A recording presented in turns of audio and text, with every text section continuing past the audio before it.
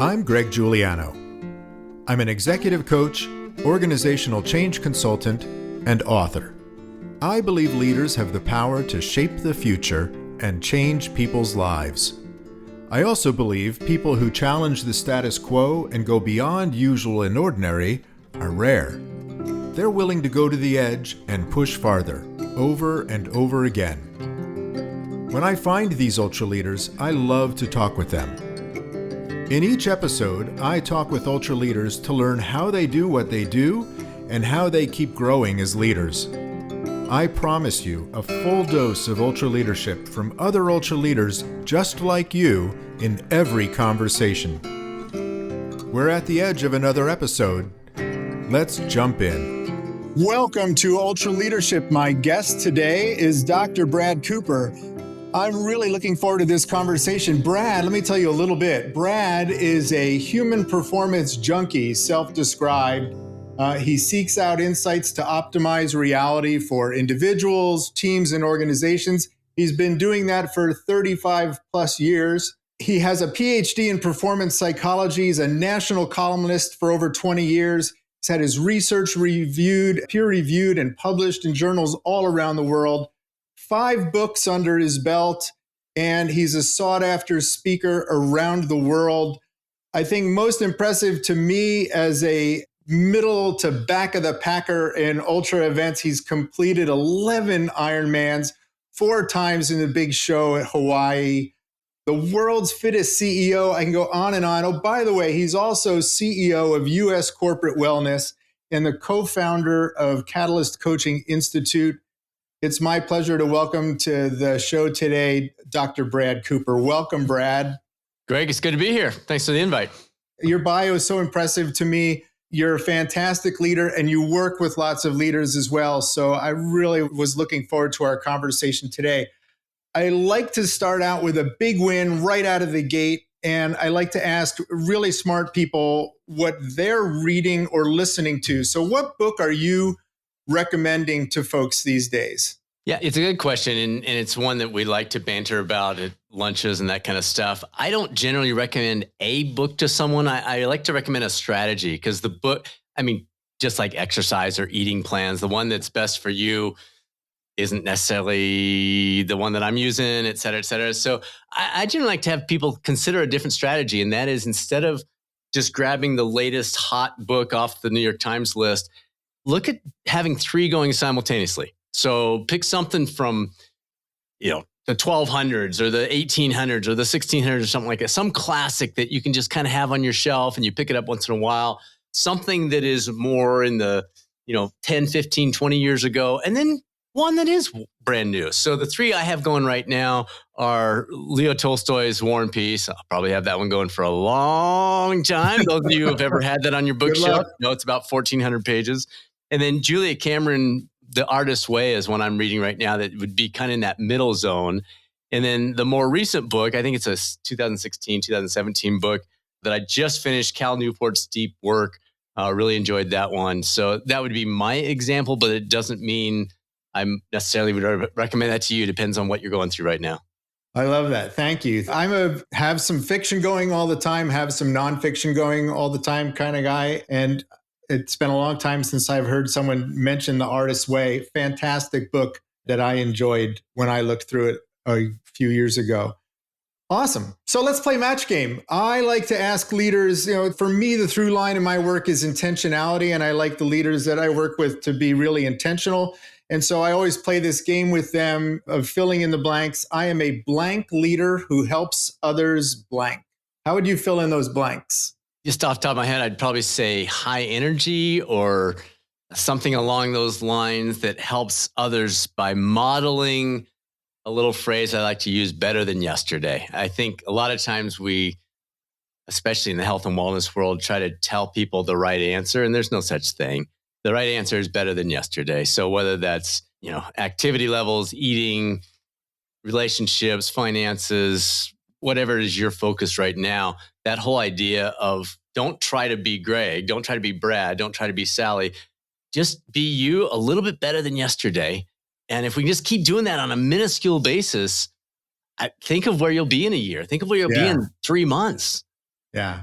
How does that resonate with folks when for all the folks that you work with when you talk about that? Because I love that phrase, right? That's what it really is. It's about development and growth for yourself, not comparing yourself with anybody else.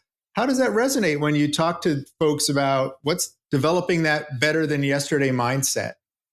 For your super competitive people, it's actually more effective than you might think. Because I think their natural tendency is go, oh, I'm going to beat so-and-so, or I'm going to be better than this person, or I'm going to, move ahead of that person over here. And when you can help that leader come back to, really? Like, you're really going to cherry pick like that? What's the value in doing that? Why don't instead we look at where you want to be a year from now, or some of the gaps that you've got present? We have this thing called the Catalyst Cornerstones. It's really easy to remember. It's move, fuel, rest, and connect.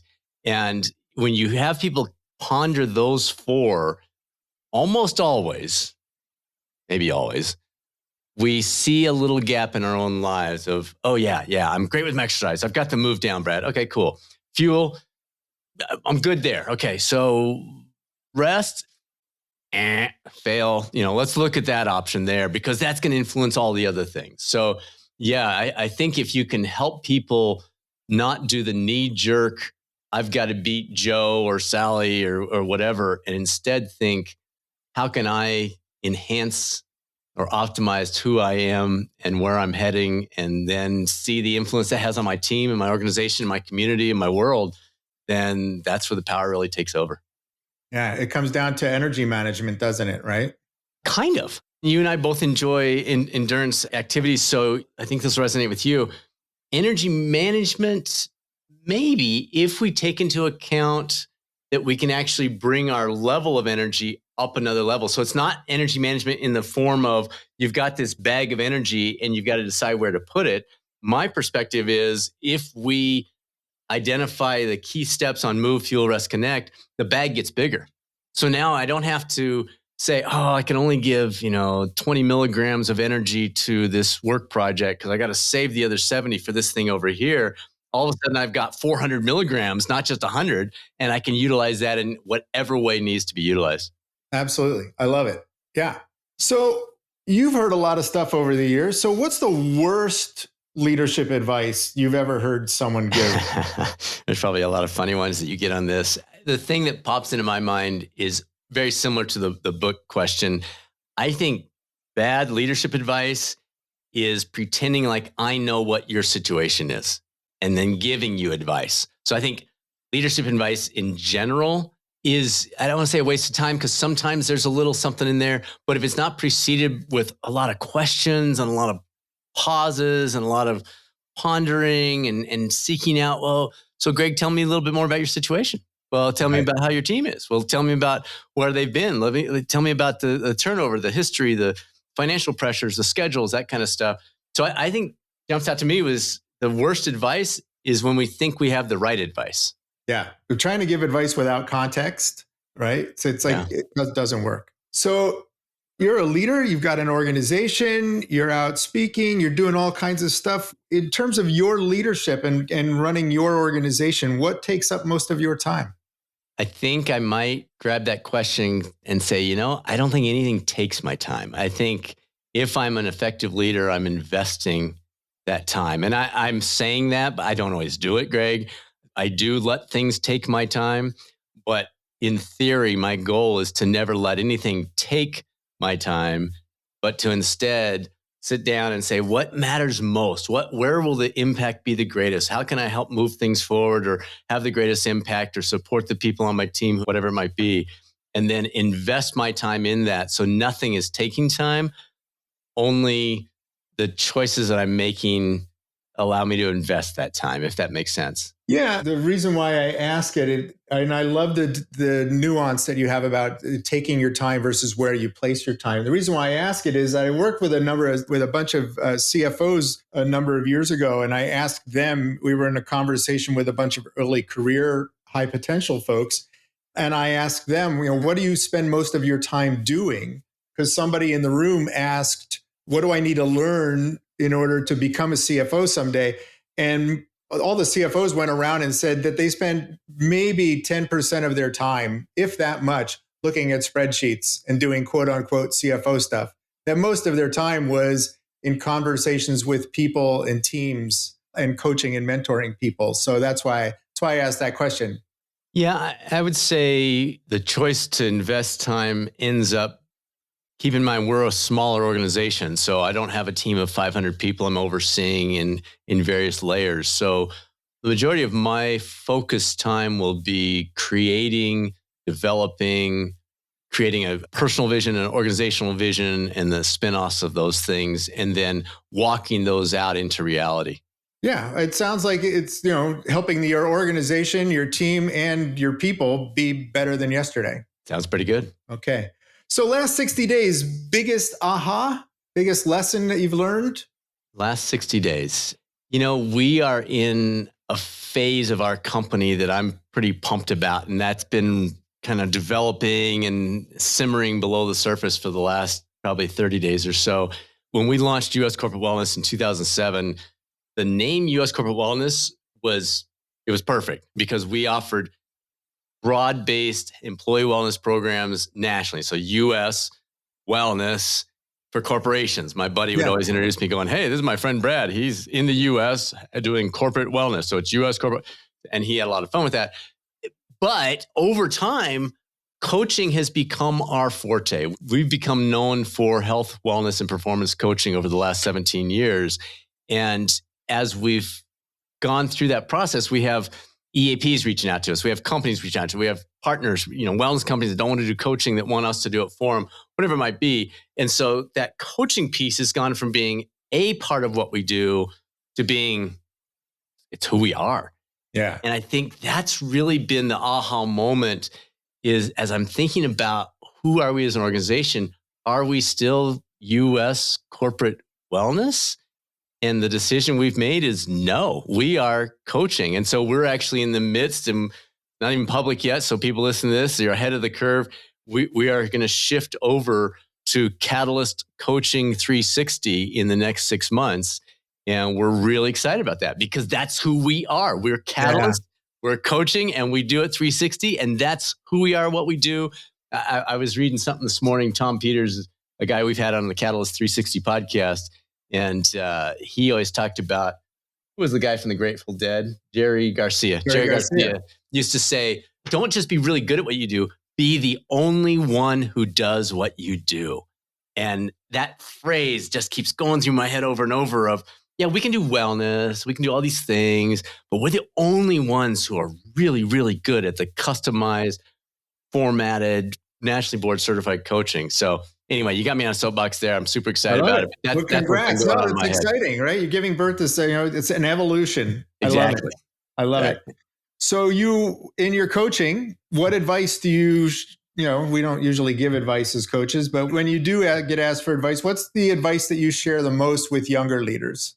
Younger or mid-career or into career, I think I'd come back to those cornerstones that I mentioned earlier of move, fuel, rest, and connect. I run into so many leaders, so many people, frankly, that they're so focused on, I need to get certified in this, or I need to attend these things, or I need to get better at networking, or whatever the list is. And they forget that, again, my PhD was in performance psychology. So we studied how does sleep influence things like mental toughness? How does fueling influence that? So with leaders, I want to encourage them to go back to those 4 and just do a little check. Maybe it's once a week, maybe it's once a month, quarter, whatever it works for you. But think about move, fuel, rest, and connect. Because if you do any of those, if you enhance any of those 4, it improves the other 4. Right. And that's core to you as a leader. If you don't have those 4, and you're not going to have those 4 dialed in, I struggle in those 4 too. So it's not like we have them figured out. But if we can improve in those 4, we will lead more effectively. We will listen better. We will model the right steps. We will on and on and on and on. Yeah. And that's where I come back. So come back to maintaining how you energize yourself and how you show up. So that's the foundation that if you don't have those things right, you could have all the knowledge, all the skills for your role in the world. You're not going to be able to leverage that skill set and that knowledge to its fullest impact because you're just not showing up with the foundation in place. Absolutely. I love it, man. I love what you're doing. So what's the one behavior? So I have a feeling I know where this is going to go, but what's the behavior or practice that if everyone on a team did it, the team's performance would improve? Yeah. And obviously you and I are nodding our heads and smiling because it's never one thing. But if not knowing you and I had to pick one thing, I would lean into sleep. I think quality, quantity, consistency of sleep is huge. We won the Race Across America bike race a few years ago. And what we did differently from our competitors is we were very specific about getting at least 3 to 4 hours of sleep during the breaks that came. They weren't breaks, but the breaks that we created for ourselves within that team competition. And we were losing early on because the other teams were not. They were taking an hour, hour and a half. And we were kind of like, oh, maybe bad strategy. By day 4, we were killing them. Like by day 4, we were, and by the time the race, it took us about 7 days to get from coast to coast on our bikes. And by the end of that thing, we were 18, 20 hours ahead of our competitors. So sleep really, really matters. Whether you're in a bike race or you're in a leadership role, we tend to, frankly, 10 years ago, we'd brag about not getting sleep. Oh yeah, I'll sleep when I'm dead kind of stuff. Well, if you say that now, any intelligent person that hears you say that, they may not say this out loud to you, but in the back of their mind, they're going, well, you're just an idiot. Like you just don't care about being your best. You're seriously limiting your sleep.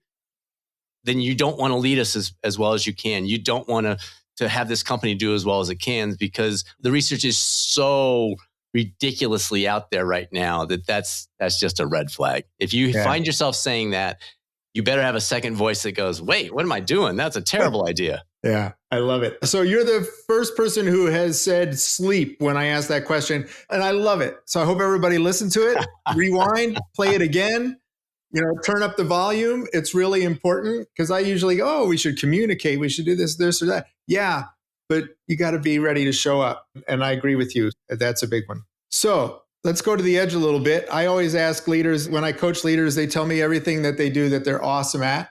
And then I ask, cool, how do you get in your own way?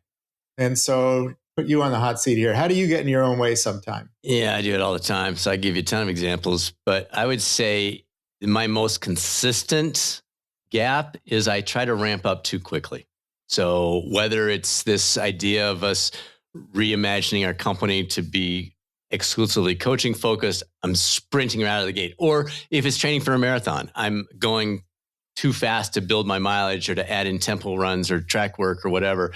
So, and even if you go way back when I asked my wife to marry me 32 years ago, even then I was rushing it. So that's my consistent downfall. It hasn't changed in 56 years. And hopefully I'm gradually learning to see that and keep an eye on that. But that's been a constant area that I fall short in. Oh my gosh.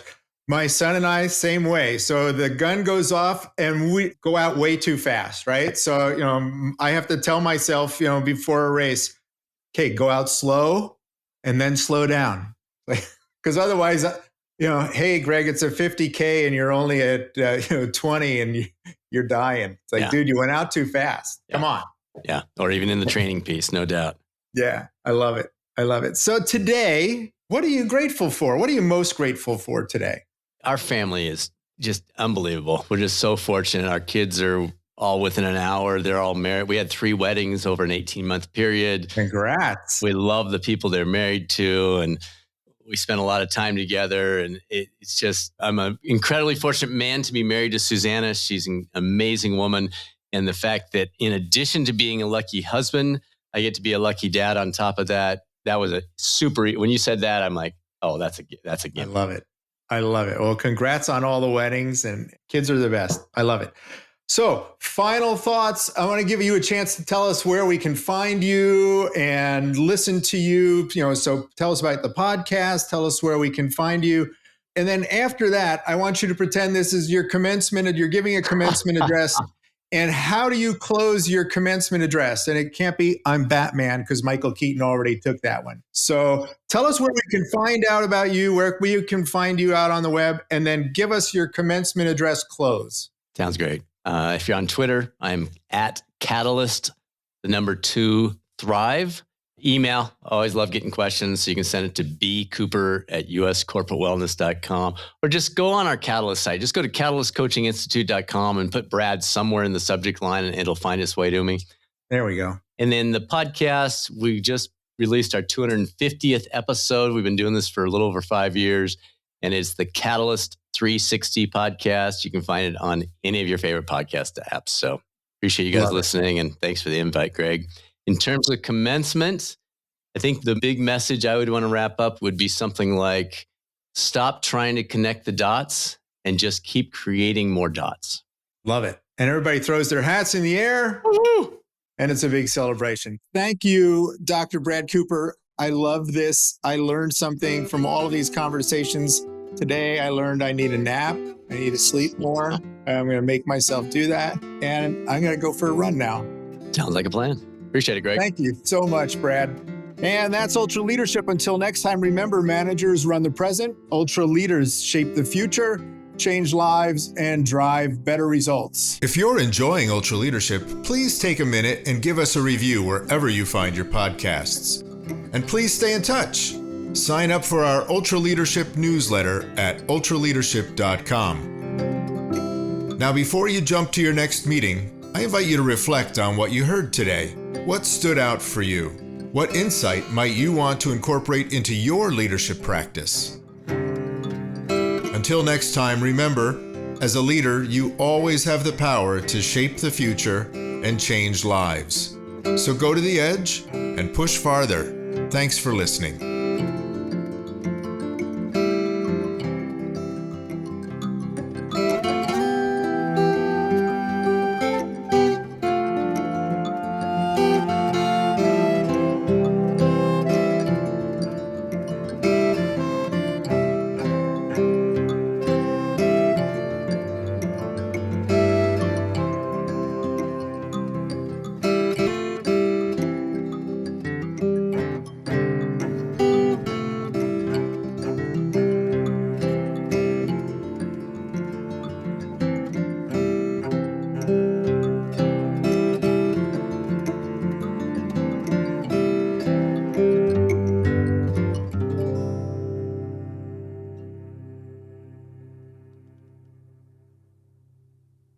This is the podcastfactory.com.